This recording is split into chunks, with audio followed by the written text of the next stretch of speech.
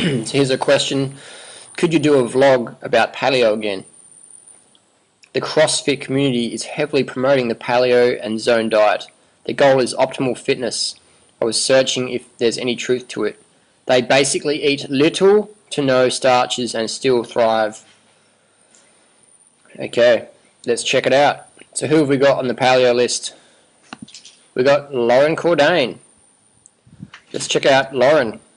Lauren Cordain está em Portugal, professor catedrático e investigador na Universidade do Colorado. Whoa, look at Lauren's little belly going on there. Hang on. And this is only in 2009. I mean, Lauren's like an authority on paleo nutrition. He says it makes you lean, fit and strong. You eat like a caveman.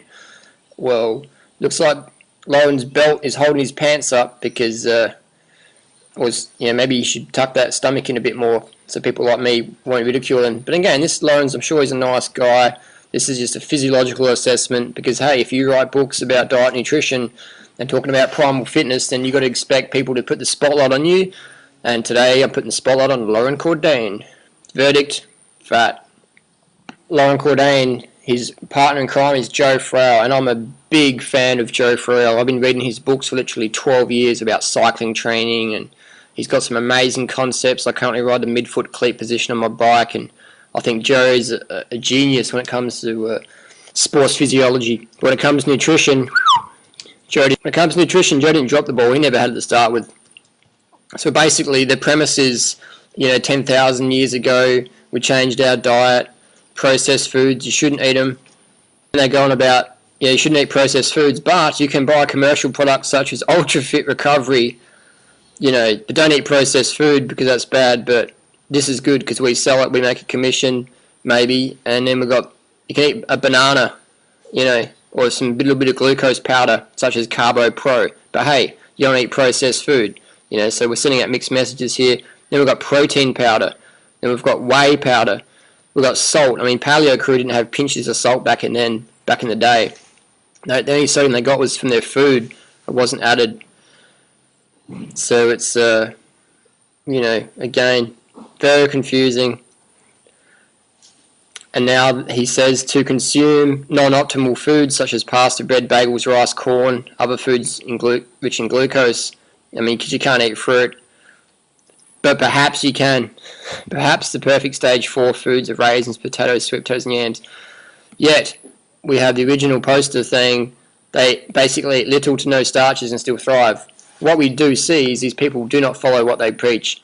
They do not follow their diet. Why? Because they're weak or lying or whatever? No, they can't follow their diet because it's physiologically impossible. You're going to have to binge out on the ice cream sooner or later, because your diet's so void of carbohydrates. And then Joe talks about during times of year when training is greatly reduced, the athlete must limit caloric intake to prevent unwanted weight gain. Is that because they're eating so much meat? I mean, meat doesn't make you lean, meat makes you fat. Just ask my next door neighbour. Ask your next door neighbour. Ask the fat person you know who's really fat. Are they a vegan? Of course not. And I'm not talking about young people, I'm talking about older people. Use people who are over 40 or 50, as examples. Because when you're young, you can eat Big Macs and look alright. But look at older people. So these guys, they're over 50 and they're showing a bit of weight. Excess weight. Negative weight. And then we have here Joe Frail, the champion coach. He says rapid recovery is the biggest issue facing such an athlete. And we have here the little conclusion. The keys to optimum recovery is sleep and diet. I agree.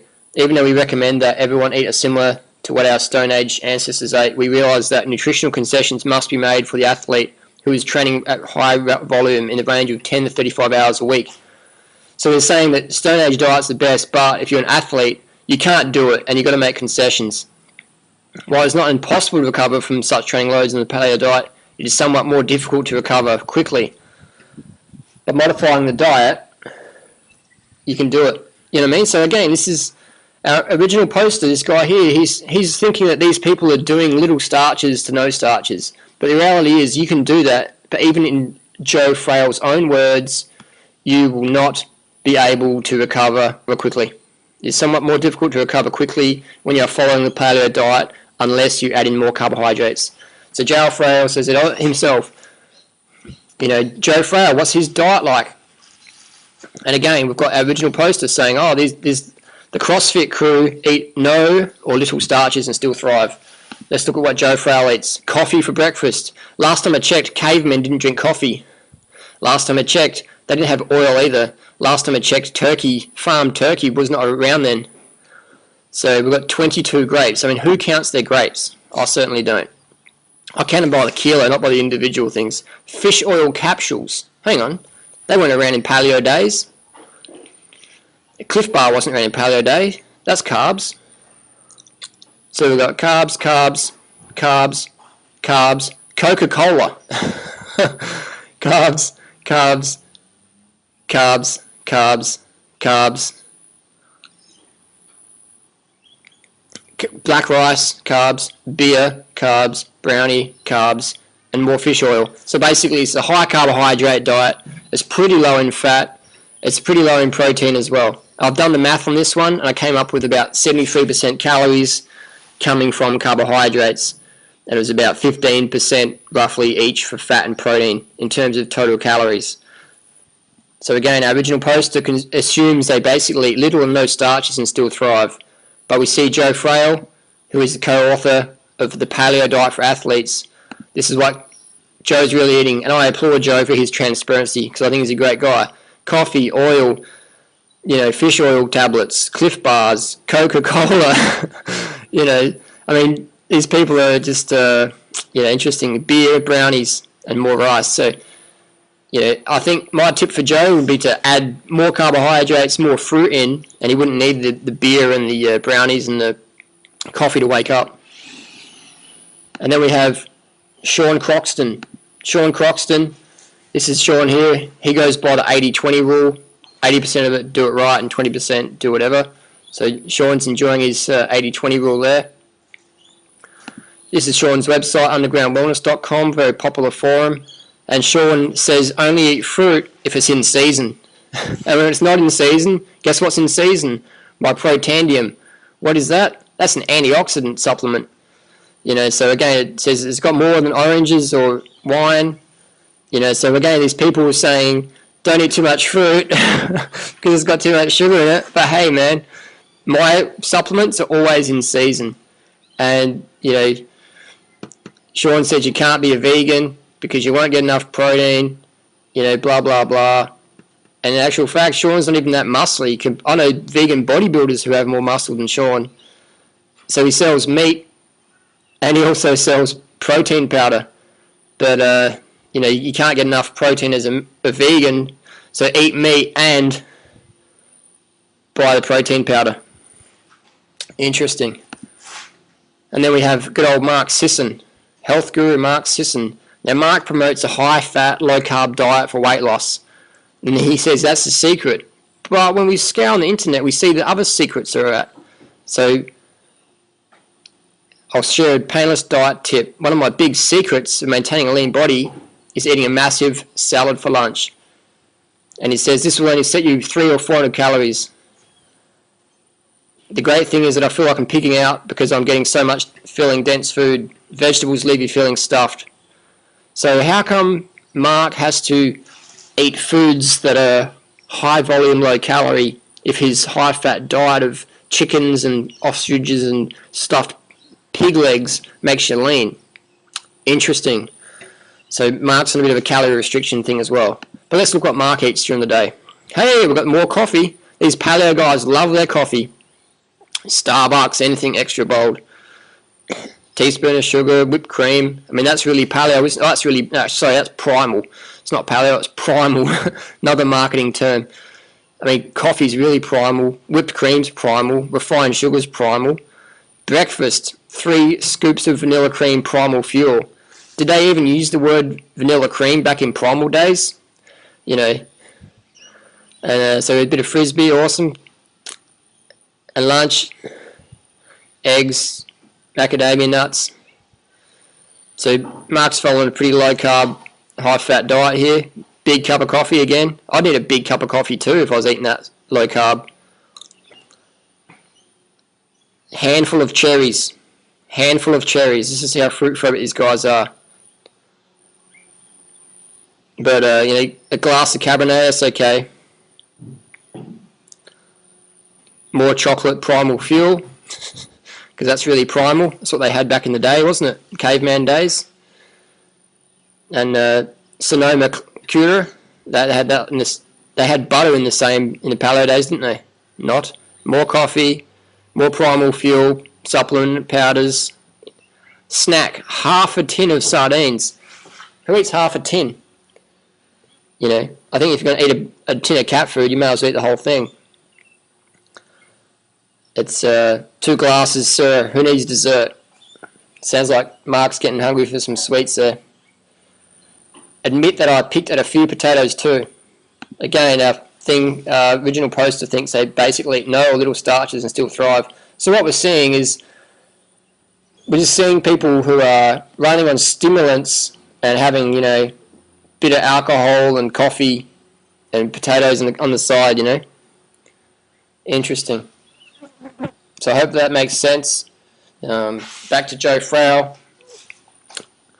I love Joe's Frails. He says, by the way, it's alright to cheat on your diet. In fact, you should. Having a small dessert after a meal will not have any negative consequences for performance and may do wonders for your peace of mind. My favourite is gourmet double chocolate cookies. On days that I work out, I'll have 1 or 2 of them for dessert after dinner. Having an occasional baked potato in frequent pass as side dish is okay. What we're trying to avoid in the base period is diet dependent on moderate to high glycemic carbohydrate foods while emphasising fat. I mean, you know, Joe Frail is normally so objective, but here he's really subjective. I mean, most fruit is low to moderate. You know, you can get a lot of grains, a lot of moderate. He never talks about how many calories you should eat, but then when he does, again, like I said before, he says, actually, this diet will not give you quick recovery and you must modify it. To answer your question, Patrick, so basically we have Croxton, Mark Sisson, Joe Frail, Lauren Cordain, all the CrossFit guys. They're drinking lots of coffee, they're drinking alcohol, they're great guys, and they say you've got to cheat on your diet because you can't really sustain it all the time. I even heard Sean Croxton say the other day in Kevin Jarney's health debate, he said, oh, you're a bit of a weirdo if you do it all the time. So does that make sense? These diets are fad diets, they are not sustainable. And then they're not sustainable. Even Barry Sears, he's the inventor of the zone diet. I mean, I've got a photographer friend and I asked him about this photo and he says if you're overweight, lean forward and you get a better shoulder line. So we can see good old Barry Sears, inventor of the zone diet, is battling the bulge here because he's only got a headshot. Couldn't find anything on the internet with him. So, you know, good old Barry Barnes. Then we have Gary Taubes, author of Big Fat Lies. This is the guy who says that fat makes you lean, carbohydrates make you fat. So it looks like maybe Gary's been eating too many bowls of organic steamed rice with bananas. Not. This is Dr. Kendrick, who has the book out called The Great Cholesterol Con. And a little Jowie neck says that you can eat as much cholesterol as you want and it's all a myth. Look at the inflammation in that face. And what's this person eating here? Are they eating bananas and rice? Or is it, looks like cow and chicken? And she actually eats a lot of bananas, that's why she's overweight. And these are the guys who make...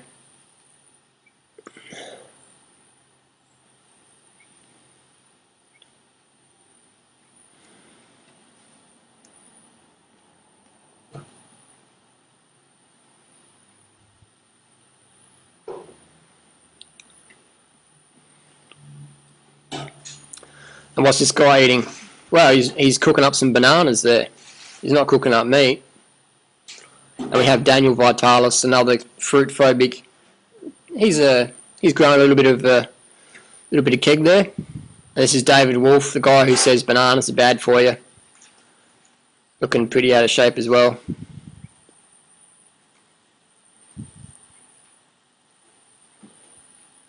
And then we have Sally Fallon, author, president of the Western Price Foundation, says that you should be eating lots of animal fat. But we can see Sally's quite out of shape there, and someone's photoshopped my face and Fairley's face on there. Susan Schenk, again, fruit's bad, fruit makes you fat, and stay away from carbohydrates, eat more fat. And that's the photo Sally Fallon puts on the back of a book. But this is what she really looks like. Big difference. Richard Johnson, another person who says fruit makes you fat, it's too much sugar. Dave Wolf, looking a bit pudgy there, brother.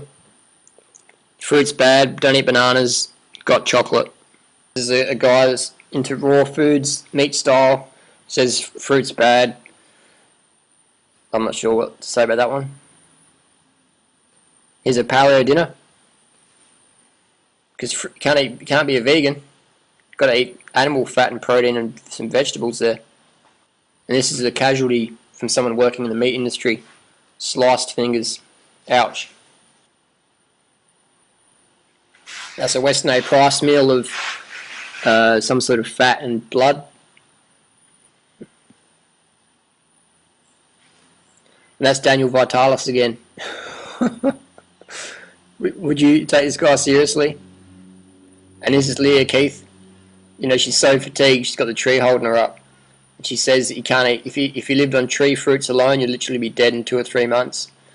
And you can see Leah Keith struggling with the battle of the bulge. She says she was a vegan for 20 years, but actually she ate eggs and dairy every chance she got, as I've indicated in other videos. Just type in vegetarian myth into YouTube. What's this guy eating? Looks like he's eating a banana.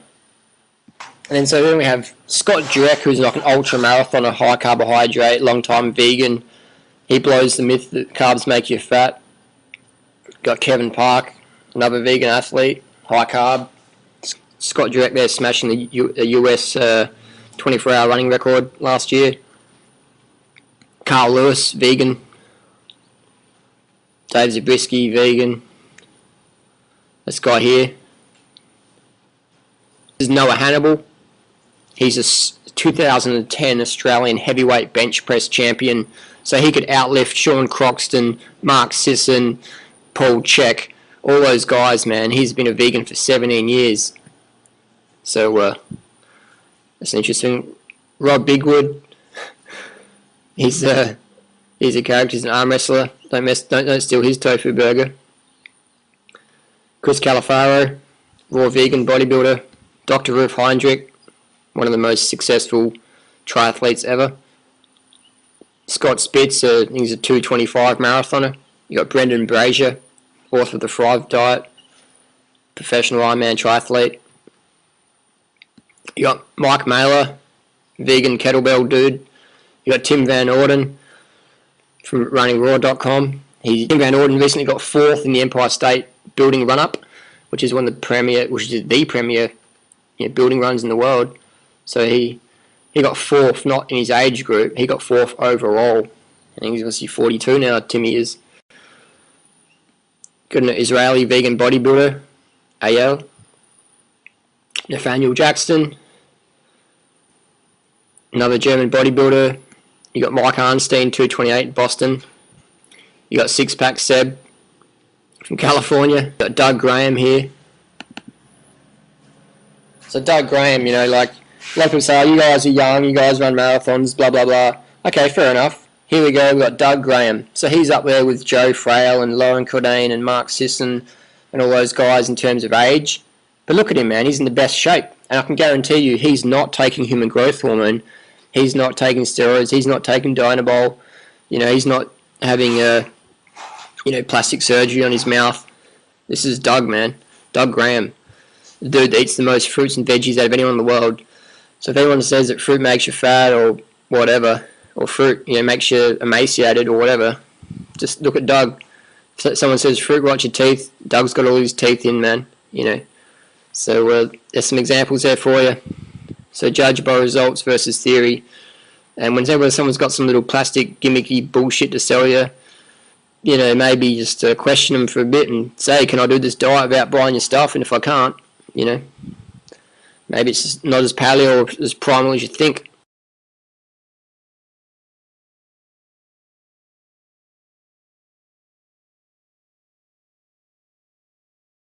This is Rory Friedman, author of Skinny Bitch. This is Mac Danzig, who is a current UFC fighter and a vegan. This is Freely when she was on a Primal diet, Paleo diet, Macola style thing, metabolic typing, and this is her now. Vegan, raw. This is Joel Kakillis, vegan bodybuilder in Melbourne. His website is veganstrength.org. And we have Robert Cheek's book, Vegan Bodybuilding and Fitness. So anyone who says you can't build size and healthy strength as a vegan, you know, there you go. Then we have Kenneth Williams, another vegan bodybuilder. And we have Giacomo Machis, another vegan, raw vegan bodybuilder. End of story. Judge by results, not by theory.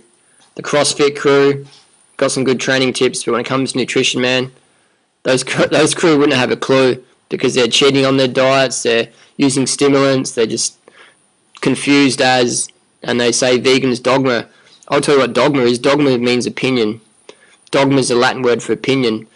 So here we have pastured chicken slaughter. Now this is an organic, local, sustainable, compassionate, humane way of producing chicken meat for all you people out there who do your CrossFit, Paleo, Primal, fad diets. I'd like to see you guys do this. Alright, we're recording. Grab around the wings and cradle it.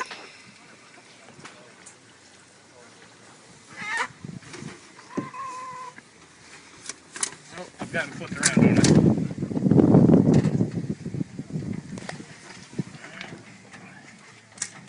Do I need to roll it around? Oh, that's alright. I mean, it's all right. Bloody.